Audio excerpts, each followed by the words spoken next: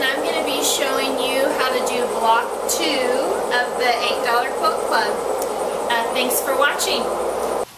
Okay, I'm ready to sew, so I'm just sewing them right sides together. I'm using a 1/4 inch foot, so that gives me an exact 1/4 inch seam.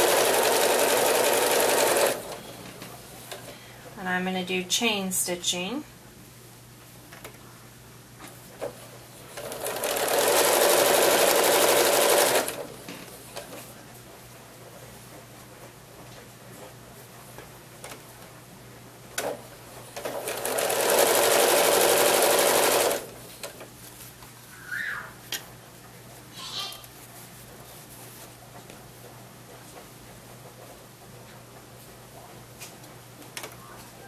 Okay, so I'll just continue with that until I get all my rows sewed together.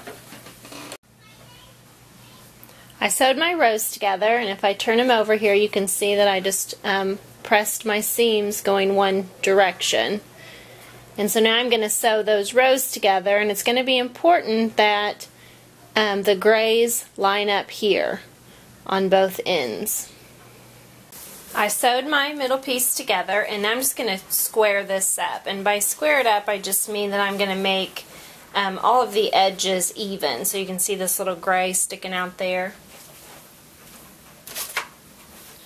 So here I'll just use my rotary cutter and ruler, and I'm just, just making all of my sides even.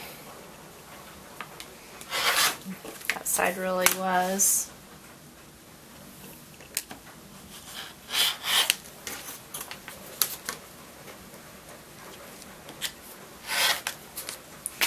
Okay, so there's my middle piece. You can see I trimmed off just very little, but that's pretty significant in the piecing process.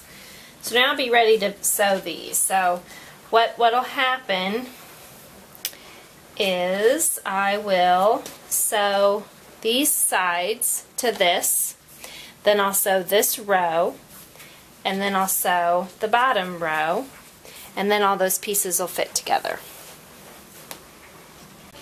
I'm ready to sew, and just like I said, I'm going to do these sides first.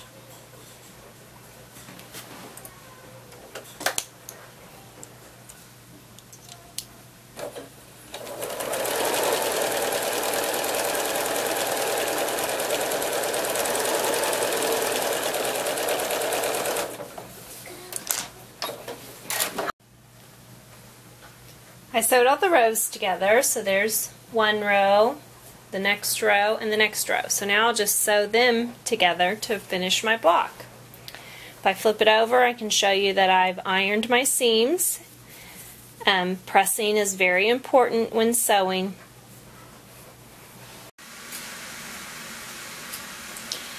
So here's my block finished. And this block has applique on it, which is optional, the traditional version. This block has optional applique. In the traditional version, we did not do the applique, but I'm going to show you how on the modern version. On your pattern, there's a little template here, and so you're going to trace that, and you need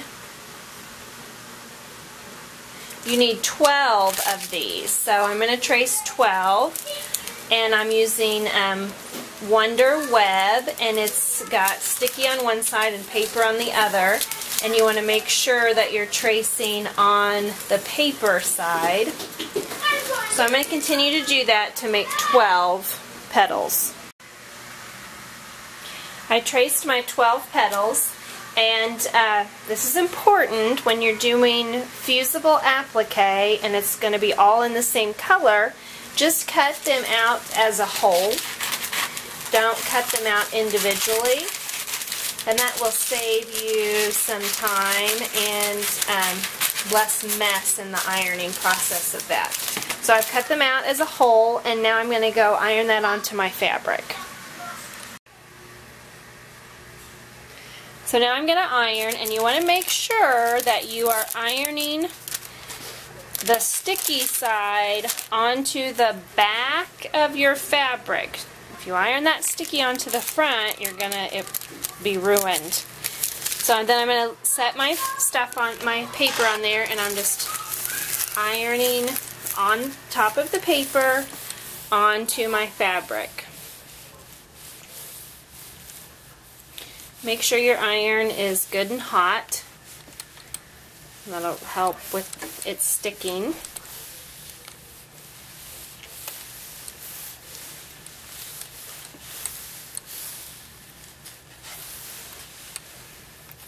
Okay, so I've ironed it onto my fabric, and now I'm going to cut all of these out, and I'm going to cut right on the line. I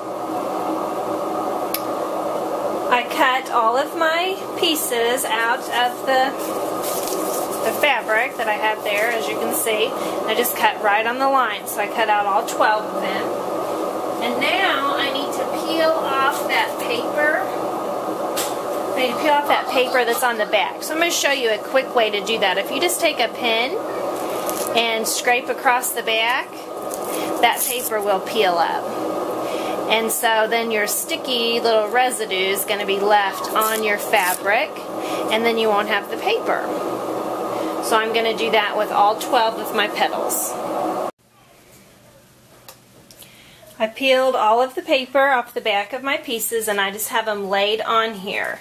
And so now what I need to do is iron them onto my background. So I've laid them on, and I'm putting a hot iron to them, and then what that's doing is sticking them to the background so they won't peel up.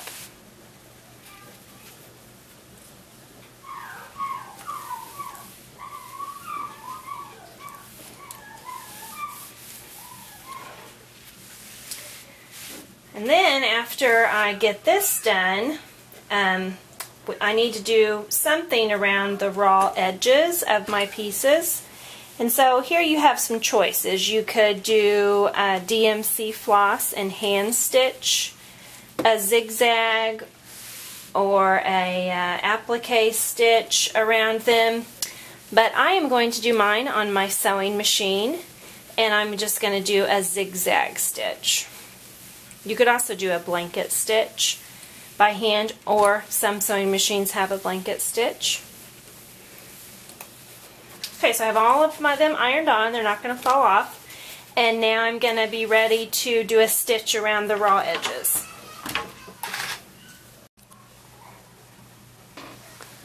I have set up my machine to do a zigzag stitch. I've put the right foot on to do the zigzag stitch, and so now I'm ready to get started doing that.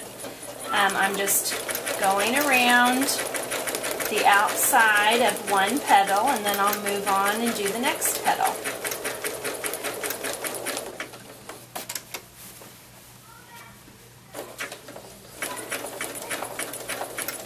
I suggest you just, go slow and steady and take your time.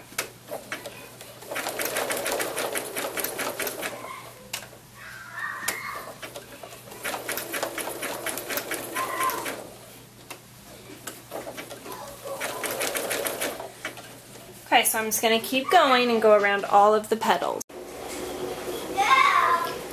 Thanks for watching today. There is the completed block.